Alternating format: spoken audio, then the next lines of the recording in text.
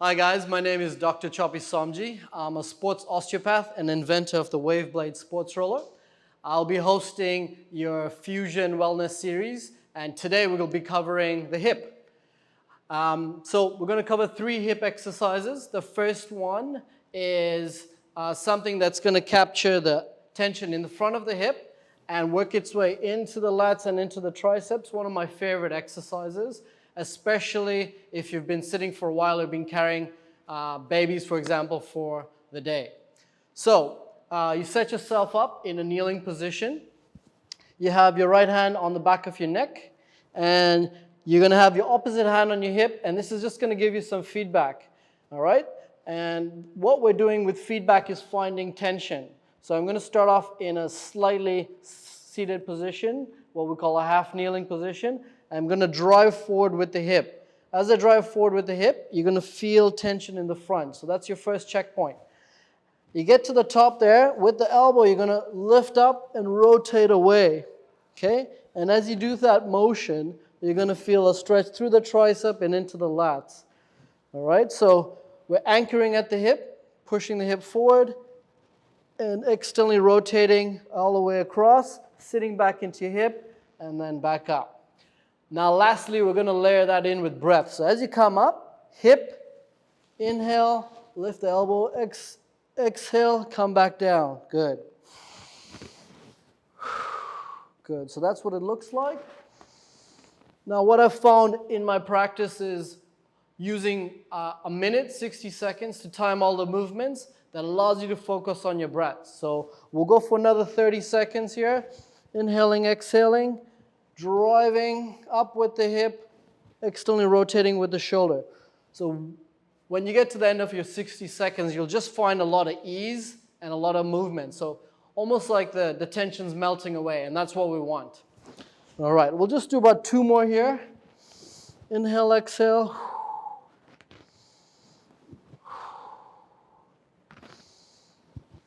Great. Now we'll switch sides, so set yourself up in the same position, and if you're at home, you may find one side tighter than the other, and that's very normal. And just focus on that tension.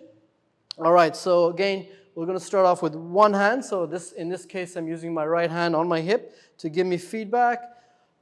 And the left hand is on the back of my shoulder blades. I'm going to drive forward, inhale, and then as I rotate around, I'm going to exhale.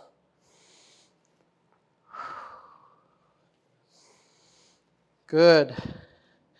All right, so if you're finding yourself slightly unstable, just move over to a wider stance to stabilize the hips. Good. So we'll go for another 30 seconds here. Inhaling, exhaling. So it looks really silly, and that's probably a good thing about working out at home.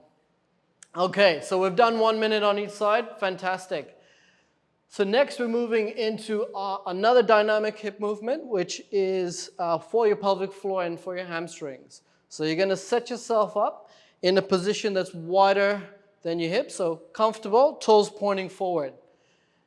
You're going to bend at the hips, so hips go back to start the series. You should feel tension in the back of the hamstring. So this is where we should be feeling the tension.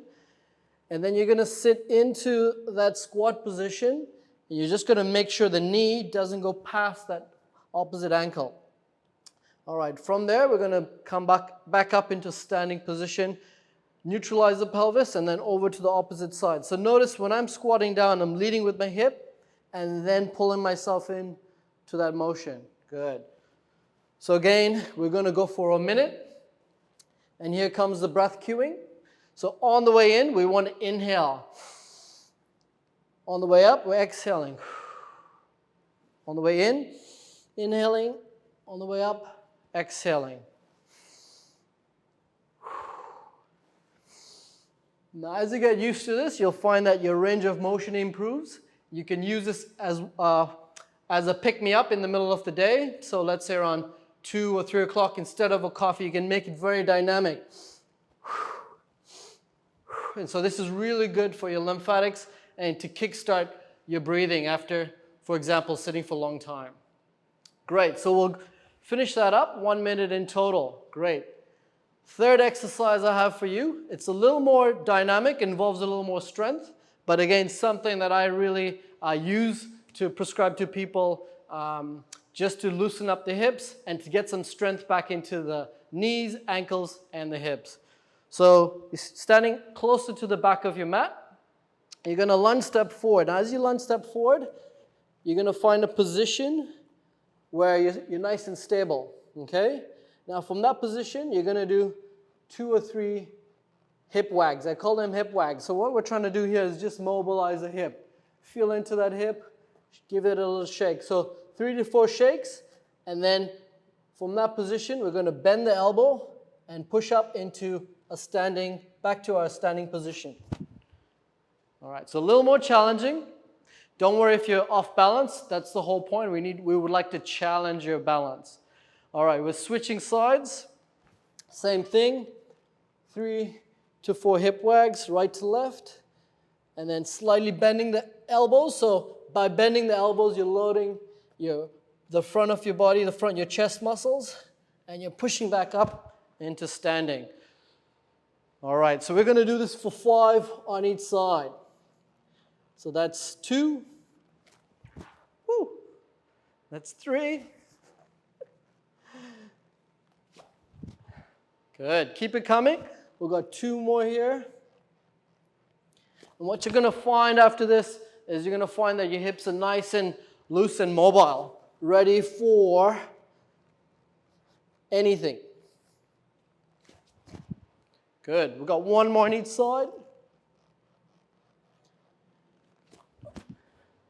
And last one. Big step forward, mobilizing the hip. And what you're going to find getting to the last couple of reps, you'll get nice and loose and feel a lot of mobility that you didn't have before. Great. So those are my 3 favorite hip mobility exercises. Try them out and let us know what you think. Thanks for joining us.